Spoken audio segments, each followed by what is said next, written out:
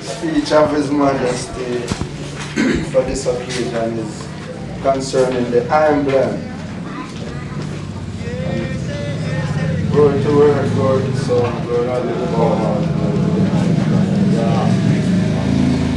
We say now, as we have said then, the national flag is the symbol of a nation's independence.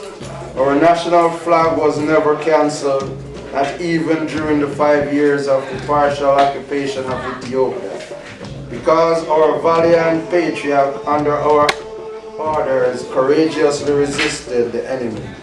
Many countries refused to recognize the occupation, and there the Ethiopian flag continued as an emblem of Ethiopian freedom. Presenting this flag to the 2nd Battalion, which under our command marched into the capital, symbolizes our triumphant entry into Addis Ababa, which does not limit its significance to the battalion, but is of meaning to the whole of the empire. This flag you receive now is the symbol not only of the resistance and the sacrifice endured during the exile.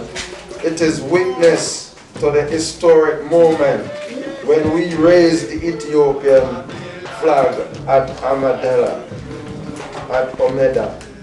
The value of a flag springs from the sacrifices made to defend it as the symbol of independence. Otherwise, there is no difference between a flag and any other piece of cloth. That is why the flag is our eternal source of inspiration, of loyalty, and the symbol of the sacred duty and obligation of a soldier. To him, it is a moral centennial. We hope the Almighty will fulfill this trust. See you. Glory to words, glory to song, glory to the Iowa, and Selassie, a sound for the elders.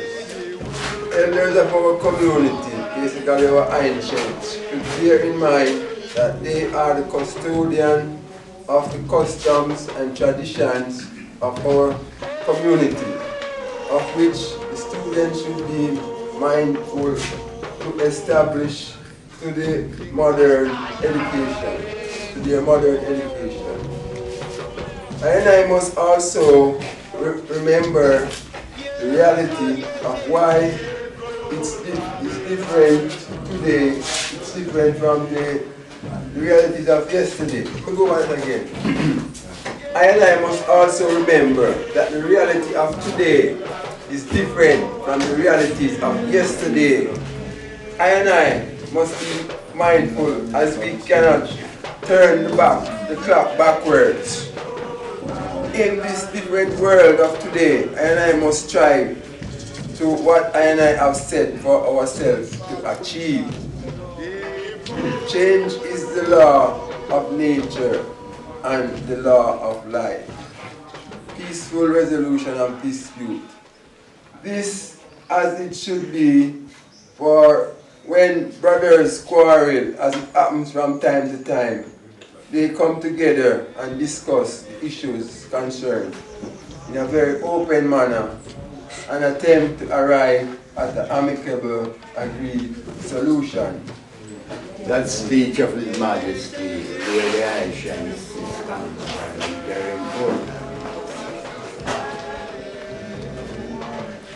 By that speech, I have to take up the divine responsibility as the custodian of the state. So, brethren and sisters, that speech connected to I spiritually. That speech of His Majesty. And from now and after, there will be no vice can counteract the vice of the H.I.M Council of the Nyabinghi. And we have very important people amongst I who willing to work with I and I as the INCIENT of this state, because they already know the disadvantage and the plight that I and I go through to our own brothers and sisters, to individuals, you know, only seeking for their family, their friends, crops and colleagues. Yes. They do not matter about the congregation, the Nyabinghi congregation. So I man can identify the individuals them who are working night and day over the internet and the laptop for to see I and I get I and I justice through the law. Haile.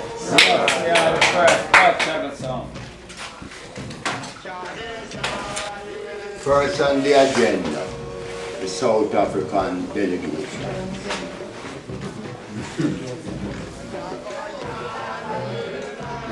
That delegation and the people that I man speak to, right? They have I and I as races at heart. And within the future, I and I will rejoice to the end.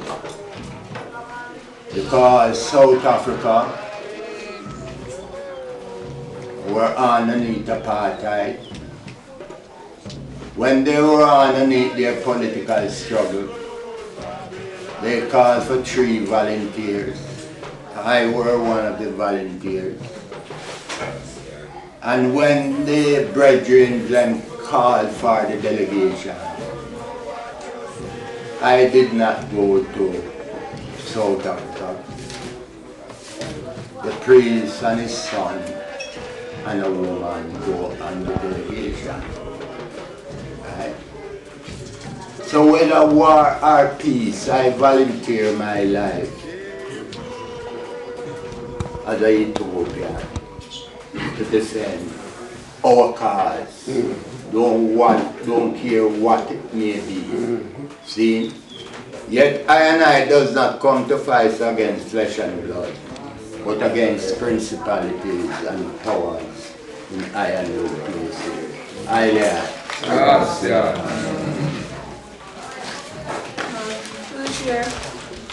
So just to follow up on Bongo Waitai's remarks, the South African delegation was here based on a bilateral agreement between Jamaica and South Africa regarding the nutraceutical industry. It was a bilateral that was signed a couple years ago, but because of our agitation around ganja, we had promoted to the Jamaican government that they should align with South Africa in the stepping out about the legalization, because South Africa is a larger country and Jamaica was going to be the first African-based country that was stepping up with regards to legalization. All the legalization that has been talked about from the level of the United Nations has been through the South American countries and some European and North American countries and states. So the African voice in the diaspora and at home it's not yet on the table. So with Jamaica stepping out, we felt it was important to encourage Jamaica to partner with South Africa. And as a community, we had a special reason that we wanted to do it, was because the South African government recognized the Rastafari community as an indigenous group, as they have recognized all of their indigenous groups there, the Zulus, the Khoisans, etc. And they passed laws in the government to protect all of those groups in all affairs of culture, trade, commerce.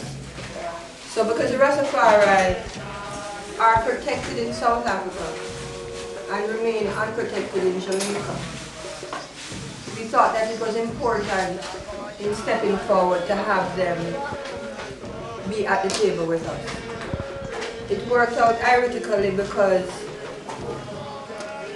this year is they intended to celebrate the 20th anniversary of the Ancient Council trod into South Africa as the beginning of their Nyabinghi National Council. The Nyabinghi National Council in South Africa is a leading Rastafari voice speaking with the government and negotiating with them around the same ganja cannabis sacramental rights. So everything was coming together in relation to the linkages between the communities, not just because of a theoretical overstanding that the government was supportive of communities, indigenous communities' rights, but because the Nyabinghi has also a special consideration amongst the Rastafari family there, acknowledging to the government there that it is the Nyabinghi Ancient Council that is the governance of their whole tribe, which is an important moral and legal acknowledgement to be occurring now, because we are under such siege here in Jamaica related to our cultural rights and who should be governing. So they came and they met with the various universities, governments, ministers, etc. In all of the meetings, you could see the difference between the South African government approach and the Jamaican government societal approach. In Jamaica, they deal with rich and poor. So everything, everybody's poor, and whatever they're doing is for the poor. And you could see the two different type of reasonings happening back and forth, where the South Africans were drilling down that in the industrial development of the nutraceutical, which is coming about to be a multi-billion-dollar industry, because the pharmaceutical, medical treatment of the world is moving from pharmaceutical to natural-based medicine. And the people who have been the owners of the natural-based medicines over the years has been the indigenous communities. So the protection is that it's not only about the money related to the new industry and its use, but when they go to this new industry, you who has been using these herbs could find yourself not having access to them. The most important protection is that you have to have continued access to these herbs. And when the herbs become known or promoted, you find that they were naturally in their environment, and now they are not anymore because everyone knows moringa or Guinean weed or whatever is needed. And so they are taking them away out of your reach, right? So it's very crucial for us to understand what is happening. It's not just about the business, it's about the community's free access to the plant to continue to practice your traditional medicine and so on. So it was a very important meeting and a timing of the meeting, because South Africa was about to pass their ganja laws, and they were stopped by the law, the indigenous law that was on the books, and they had to hold back their legalization of ganja, or daga as they call it there, until the indigenous communities were completely satisfied in their rights and in their benefits and so forth. So because of the Rastafari community linkage with South Africa, and the Rastafari community being the largest known group globally that is indigenous, they recognize the partnership with the Rastafari community, and so they have approved that the two pilot programs designed between the Nyabinghi Ancient Council and the Nyabinghi National Council, where they are going to support the development of 2 holistic villages. Now these holistic villages will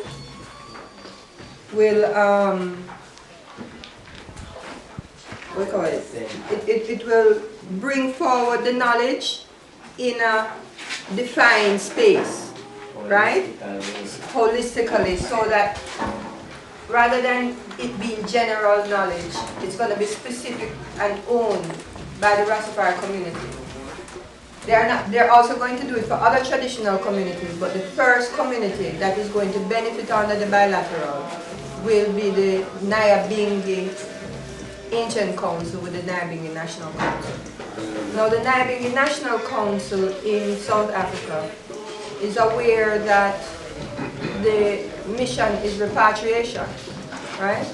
So while the bilateral is speaking and will be emphasizing and creating the platform for this, it is the mandate now of the organizations within themselves to look at the platform and build around the platform what the community's agenda is. The governments are not going to do that, right? So the responsibility now would be for precise communication now between the Ancient Council and the Nyabinghi National Council for the other objectives of the community, building on this bilateral holistic agreement. In that holistic agreement, it's already been reasoned on that the elders of the community are important to safeguard, and to safeguard in response of their repatriation, right? Not just safeguard in terms of their health and their welfare, but the repatriation of the elders is a very important activity within the scope to occur. And in repatriating the elders, the health of the elders is going to be important in this transfer. So the community in South Africa clearly understands that in the development of the holistic village there, it is to help to put that platform in for the repatriation. You know, repatriation of all, but there's a very high focus on the repatriation of the elders, right? Well, just is there, right? Because it's something that is present, right? And this, you know, they went as so far as to say that they're even looking at places that are climatic, you know, etc. Similar to Jamaica. Similar, but just not because parts of South Africa are cold, etc. etc. Now the idea about South Africa, we have to keep our eyes open. South Africa is only a stepping stone presently on the table to Ethiopia. Ethiopia now is viewed through the lens of the African Union being in Ethiopia. South Africa is the facilitator for the African Union's interrelationship with the diaspora. So the African Union has a bilateral with the diaspora that is overseen by South Africa. So while they're looking at the specific of the South Africa bilateral, they'll also be looking at how this project can be expanded under the AU bilateral. And specifically we're looking at how Ethiopia fits into that bilateral in order to make that move into Ethiopia. So the Ethiopian move also, because interestingly, the dagga from South Africa, which is the ganja, and the ganja from the highlands of Ethiopia, like the Jamaican ganja, are some of the highest regarded strains in the world, right? So it is, again, once we have this information, is for I and I to become creative in how we engage, right? In the ganja conversation about medical and whatever, the pharmaceutical use of ganja is years away, right? So the nutraceutical use, the ointments, the traditional, and its integration with food is going to be the marketplace now for the next X amount of years. So what we're looking at specifically in Ethiopia, because Ethiopia has certain herbs, not only ganja but other herbs like coffee or certain specific herbs that can be utilized to make these superfoods, that we would be now focused on Ethiopia to see how this new market and our relationship with this market and product can initiate trade, commerce, and a platform for our communities to grow in those countries. So this is a very important negotiation to watch from the Jamaican perspective, what is happening governmentally. Again, I just must acknowledge the Baba Shanti community whose agitation in Ghana has also been picked up, right? So Ghana will also be another country that we're going to focus on in this bilateral coming out of Jamaica. So we had 3 countries identified, which is South Africa, Ethiopia, and Ghana, that we're going to use strategically. Well, we're going to use the pilot in South Africa to initiate these other two. But we have to get that on the ground. We have to get that concretized, and then we can transfer it. So when things happen like this, you like to think about it one after the other, but things are happening around it that might make it simultaneous.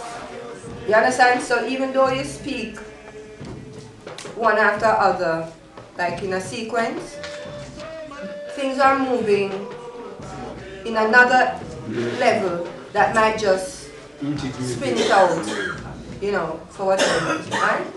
So the need for our community now to exercise what we're going to talk about now, authority, because our challenge in Jamaica is the authority. Okay, so with the South Africa, we are waiting now on their official report, which should come in the next week or so.